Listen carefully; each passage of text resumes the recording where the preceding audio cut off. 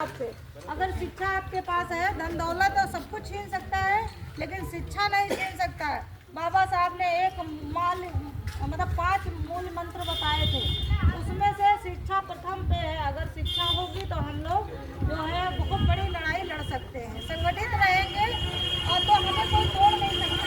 क्योंकि आज मैं देख रही थी, अभी फोन में देख रही थी कि चींटी नहीं होती, चींटा बड़े वाले, वो एक डाल से दूसरी डाली पे जा रहे थे, तो एक झुंड बना के जा रहे थे। पहले कुछ लोग चले गए, फिर उसी पे चींटा और अपना खाना ले जा रहे थे।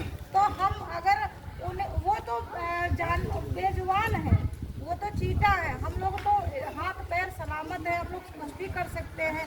तो हम लोग अगर एक दूसरे से अगर मिलजुल के चलेंगे तो आगे बहुत बड़ी लड़ाई लड़ सकते हैं। बहुत संविधान को आगे बढ़ाना है और अपने लोगों का सम्मान बचाना है। तो मैं आप सबके यहाँ भोजपुर निवासियों से, हमारे नौजवान साथियों से यही कहना है कि आप सब लोग जागरूक हो जाइए। आने वाले जो समय में आपको सोचना है, क्योंकि वोट का अधिकार जो बाबा साहब ने दिया था हमें, आज जो है हम लोग अपनी वोट का अधिकार नहीं समझ पा रहे हैं। क्योंकि वोट हम किसको दे देते हैं, कहाँ हमारा चला जाता है, तो ये समझने की बात होगी। अगर आप सोचेंगे नहीं तो इसी तरह जो है आज हजारों साल पहले अगर बाबा साहब ने आज अपने आंसू बहा करके आपको हंसना सिखाया है, आपको अपनी नींद गंवा करके रात दिन उन्होंने संविधान लिखा, उन्होंने जो है आपको जगना सिखाया है, जगाना सिखाया, तो उनके विचारधारा को, उनके जो है चीज़ें हमें अपनानी पड़ेंगी। हमें ये सब तो करना ही करना है, लेकिन उनकी विचारधारा को भी अपनाना है। तो कहते हैं नींद अपनी खोकर जगाया है हमको, आंसू अपने गिराकर हंसाया है हमको। कभी मत भूलना उस मसीहा को मेरे भाइयों, क्योंकि गुलामी की जंजीरों से आज़ाद कराया है हमको।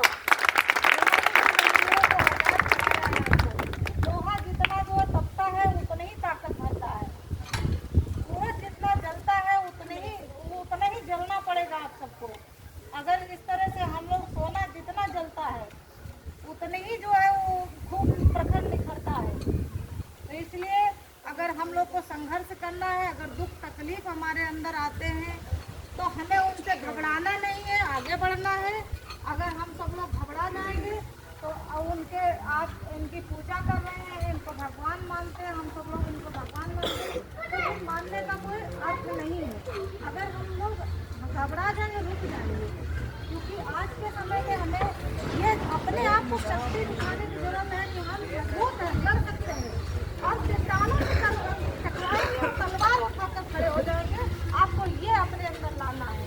तो इसलिए बस अपनी बातों को यहीं विराम करते हुए जय भीम, जय